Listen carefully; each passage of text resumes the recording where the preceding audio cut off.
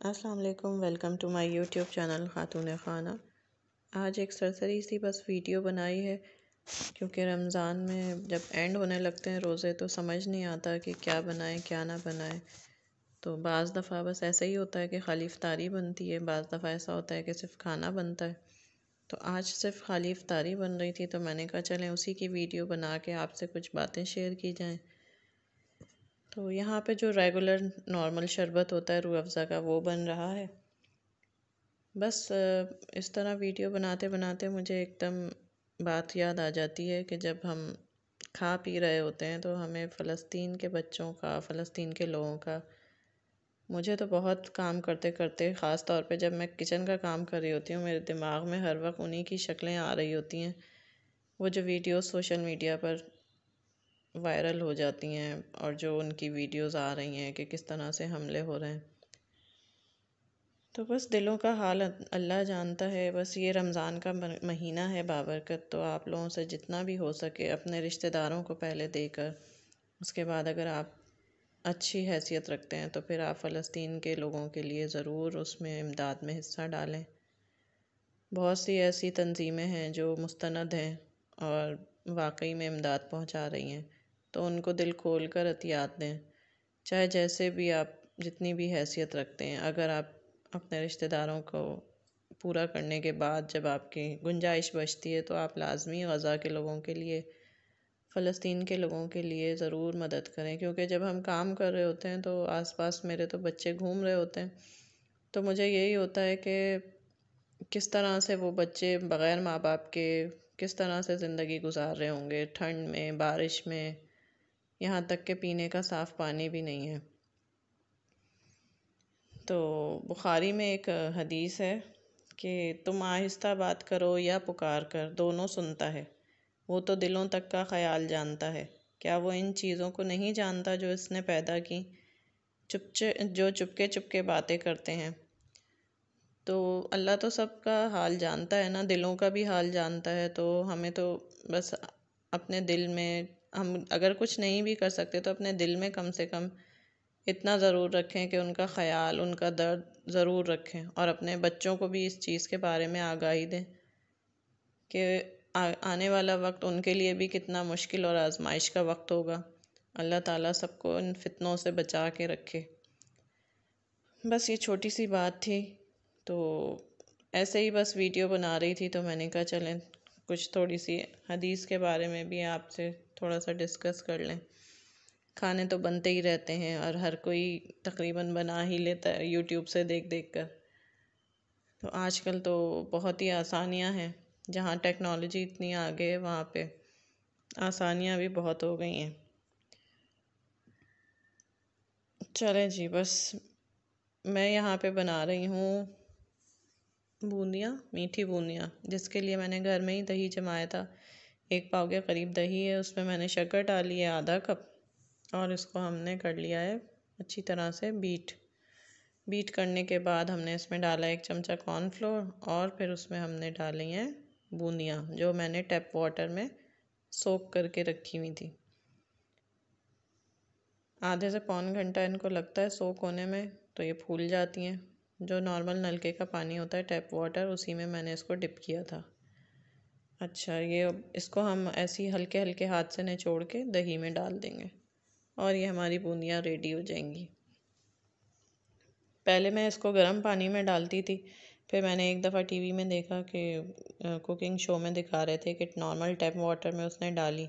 अच्छा, गर्म पानी में डालने से होता है कभी कभी टूट भी जाती है, कभी कभी क्या अक्सर टूट जाती हैं गर्म पानी में डालते हैं जब, लेकिन जब हम टैप वाटर में डालते हैं तो ये निचोड़ने पे भी नहीं टूटती। तो जब से मैंने ये ट्राई किया तो बस उस दिन के बाद से मैं इसको टैप वाटर में ही करने लगी हूँ।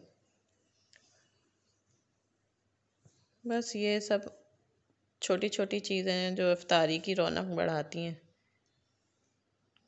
बाज़ लोगों के घर में नमकीन खाई जाती हैं, बाज़ लोगों के घर में मीठी खाई जाती हैं। इसी में अगर आप साबित मिर्च, लहसुन और नमक डाल के इसको ग्राइंड कर लें दही को, 1 लहसुन का जवा, 2 साबित मिर्च, तो ये भी बहुत मज़े की बन जाती है नमकीन।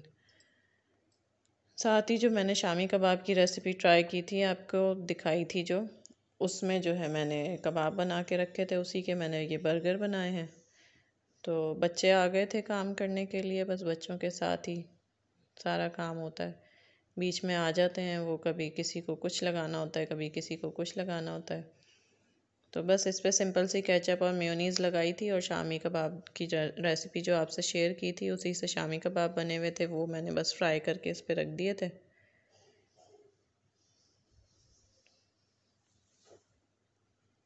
बच्चों की चीज़ें पसंद की बन रही होती हैं तो बच्चों से सब्र भी करना मुश्किल हो जाता है। तो वो बस इफ्तार के वक्त टाइम ही देखते रहते हैं कि कब अज़ान हो और हम कब खाना शुरू करें। तो छोटी छोटी सी बातें होती हैं, छोटी छोटी सी बातें होती हैं जो हम जो है रोज़मर्रा की ज़िंदगी में जो हम इंजॉय करते हैं और बाद में याद करके हंसते हैं।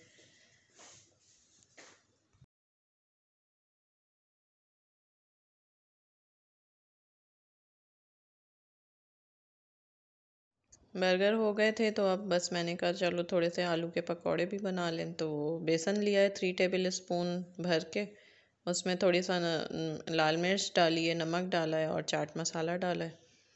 अच्छी तरह से फेंट कर इसको थोड़ा गाढ़ा गाढ़ा सा बैटर बना लिया है, क्योंकि आलू में अच्छी तरह से चिपक जाए तो गाढ़ा रखना होता है बैटर, वरना अगर पतला रखेंगे तो वो अच्छा नहीं लगता, कोटिंग पूरी नहीं आती फिर। आलू के पकौड़ों में जितने सिंपल और कम से कम इंग्रेडिएंट्स आप रखें वो उतने ज़्यादा टेस्टी बनते हैं। बस शर्त ये होती है कि आप उसको हल्की आंच पे, तेज़ गरम तेल में हल्की आंच में पकाएं, तो वो कुरकुरे भी बनते हैं और देर तक कुरकुरे रहते हैं। बस थोड़ा थोड़ा सा इसमें नमक मिर्च और चाट मसाला डाला है, आप अपने टेस्ट के हिसाब से डाल लीजिएगा। मैंने आधी से भी कम चाय की चमची इसमें ली है मिर्चों की, और 1 चाय का चमचा तकरीबन चाट मसाला लिया है, हल्का हल्का 1 चाय का चमचा लिया है, भर के नहीं लिया। और नमक भी इसी तरह 1 चाय का चमचा लिया है। मेरे पास जो रेड चिली है वो बहुत तेज़ है, तो मैं इसको कम इसीलिए डालती हूँ। आप लोगों को लगता होगा कि मैं बहुत कम मिर्चें यूज़ करती हूँ, तो मिर्चें कम यूज़ नहीं करती हूँ, ये मिर्चें तेज़ हैं बहुत, तो कम क्वांटिटी में ही इनकी अच्छी खासी हो जाती है फ्लेवर इनका। बस पकोड़े तो हर घर की जीनत होते हैं दस्तरखान की। रमज़ान में तो ख़ास तौर पे रिकॉर्ड पकोड़े पाकिस्तान इंडिया में खाए जाते होंगे। बाज़ जोक्स भी आए हुए हैं कि लगता है कि जैसे रमज़ान जो है वो रोज़े रखने के लिए नहीं बल्कि पकोड़े खाने के लिए आया है। तो ख़वातीन से कहूँगी कि वैसे भी पकोड़े बना लिया करें, क्यों मर्दों को तरसाती हैं भाई। मैं तो ज़रा सा भी मौसम चेंज होता है, कुछ अच्छा होता है, तो फ़ौरन से मैं पकोड़े बनाती हूँ, क्योंकि मेरे घर में मेरे बच्चे भी शौक़ से खाते हैं और मेरे हस्बैंड को भी बहुत पसंद है। तो चाय के साथ पकोड़े का कॉम्बिनेशन तो सभी के घर में मेरे ख्याल में चलता होगा जब मौसम अच्छा हो, बारिश हो।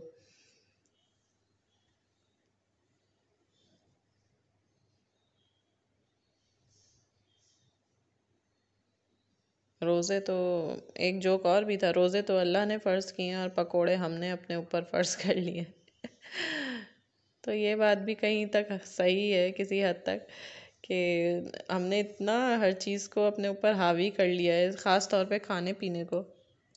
अब आप अभी मैं कोई एक पोस्ट पढ़ रही थी सोशल मीडिया पे कि पूरा दिन 14 घंटे का रोज़ा रखते हैं हम, और 10 मिनट भी नहीं लगते हमारा पेट भर जाता है।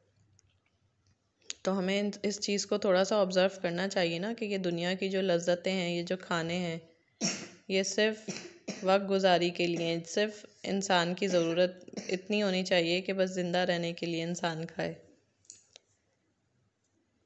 तो बस देख लें कि पूरा दिन अल्लाह ताला की रज़ा के लिए हम भूखे रहते हैं और 10 मिनट में ही हमारा पेट भर जाता है।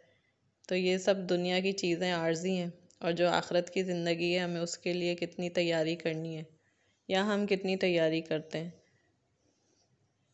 आप भी सोच रहे होंगे कि आज मैं वीडियो में क्या फ़लसफ़ा लेके बैठ गई हूँ, क्या बातें करने बैठ गई हूँ। तो भाई ये रूटीन की चीज़ें हैं, ये तो सभी को बनानी आती हैं। बस मुझे थोड़ा सा ये है कि दिल चाह रहा था कि फ़लस्तीन के बच्चों के बारे में थोड़ी सी बात करूँ, दिल बहुत भारी हो रहा था।